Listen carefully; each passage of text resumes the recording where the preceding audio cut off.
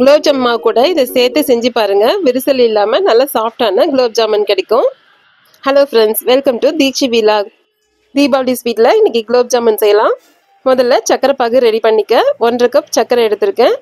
3 cup தண்ணி சேர்த்துருக்கேன். அப்படியே டபுளாக சேர்த்துருக்கேன். சக்கரை கரைஞ்சி கொதிக்க ஆரம்பிக்கும் போது 4-5 ஏலக்காவை தட்டி சேர்த்துக்குங்க. பாதி எலுமிச்சம்பழ ஜூஸ் சேர்த்துக்குங்க. இது சக்கரையில் ஏதாவது அழுக்கு இருந்தால் கூட மேலே பொங்கி வந்துடும். அதை நம்ம அப்படியே எடுத்துடலாம். 5லேருந்து 10 நிமிஷம் நல்லா கொதிக்க விட்டுட்டு ஆஃப் பண்ணிவிடுங்க. குலோப் ஜாமுன் மாவு செய்யறதுக்கு ஆச்சி மசாலாவோட இன்ஸ்டன்ட் குலோப் ஜாமுன் மிக்ஸ் தான் எடுத்திருக்கேன். குலோப் ஜாமுன் மிக்ஸ் 2 பாக்கெட் சேர்த்துருக்கேன். மாவு கொட்டிட்டு கட்டி இல்லாமல் இந்த மாதிரி பிசைஞ்சு விட்டுக்குங்க. இது கூட 1 ஸ்பூன் கார்ன்ஃப்ளவர் மாவு சேர்த்துருக்கேன்.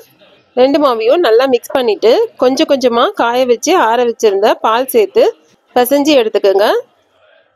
ரொம்ப அழுத்தி பிசையாமல் லைட்டாக பிசைஞ்சு எடுத்துக்கோங்க. நம்ம மாவு பிசைஞ்சிட்டு வைக்கும்போது கையில் கொஞ்சம் பிசு பிசுவாக ஒட்டுற மாதிரி இருக்கணும்.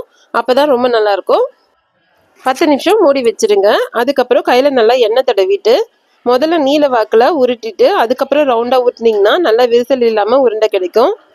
உருண்டை பிடிக்கும் போது பாதி உருண்டைகளை மூடி வச்சுருங்க. அதுக்கப்புறம் மீதி ரெடி பண்ணிவிட்டு எல்லாத்தையும் ஒன்றா சேர்த்து எடுத்துக்கோங்க. எல்லா உருண்டைகளும் பிடிக்கிற வரைக்கும் ரொம்ப காய விடக்கூடாது. எல்லாத்தையும் உருண்டை பிடிச்சி எடுத்து வச்சுட்டு எண்ணெயை லேசாக சூடு பண்ணிக்கோங்க. கை வச்சிங்கன்னா லேசாக ஆவி பறக்கிற மாதிரி இருந்தால் போதும்.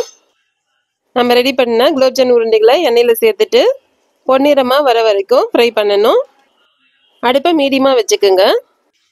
குலோப் ஜாமுன் பொன்னிறமாக பொரிஞ்சு வந்ததும் தனியாக தட்டில் எடுத்து வச்சுக்கோங்க. ஏற்கனவே ரெடி பண்ணி வச்சுருந்த சக்கரை பாகை லேசாக சூடு பண்ணிவிட்டு அது கூட சேர்த்துக்குங்க. இப்படி சேர்த்த உடனேயே 2 நிமிஷத்தில் தனியாக வேறு தட்டுக்கு மாற்றிடுங்க. இந்த சூடாக இருக்கும் போதே வச்சுருந்தீங்கன்னா ரொம்ப ஊறிடும். உடனே சாப்பிட்ற மாதிரி இருந்தால் இந்த மாதிரி ரெடி பண்ணிக்கலாம். இல்லைன்னா ரெடி பண்ணி வச்சுருந்த எல்லா உருண்டைகளையும் பொரிச்சு எடுத்துட்டு கடைசியாக நம்ம ரெடி பண்ண சக்கரை பாகை அதில் சேர்த்துக்குங்க. சக்கரை பாகு வெது வெதுப்பாக இருக்கணும். சக்கரை பாகில் முழுசாக முழுகிற அளவுக்கு குலோப் ஜாமுன் இருக்குது. இது அப்படியே நைட் ஃபுல்லாக ஊற வச்சுடுங்க. இப்போ பார்த்தீங்கன்னா காலையில் எடுத்து பார்க்கலாம். நம்ம சேர்த்த சக்கரை பாகு எல்லாமே குலோப் ஜாமுன் நல்லா உறிஞ்சிருச்சு. குலோப் ஜாமுனும் நல்லா குண்டு குண்டாக வந்திருக்கு. அவ்வளோதாங்க, சூப்பர் சாஃப்டான குலோப் ஜாமுன் ரெடி ஆயிடுச்சு. இந்த தீபாவளி ஸ்வீட்டுக்கு நீங்களும் இந்த மாதிரி குலோப் ஜாமுன் செஞ்சு பார்த்துட்டு எப்படி வந்திருக்குன்னு சொல்லுங்கள். இந்த வீடியோ பிடிச்சிருந்ததுன்னா லைக் பண்ணுங்கள், ஷேர் பண்ணுங்கள், மறக்காமல் சப்ஸ்கிரைப் பண்ணுங்கள். தேங்க்யூ.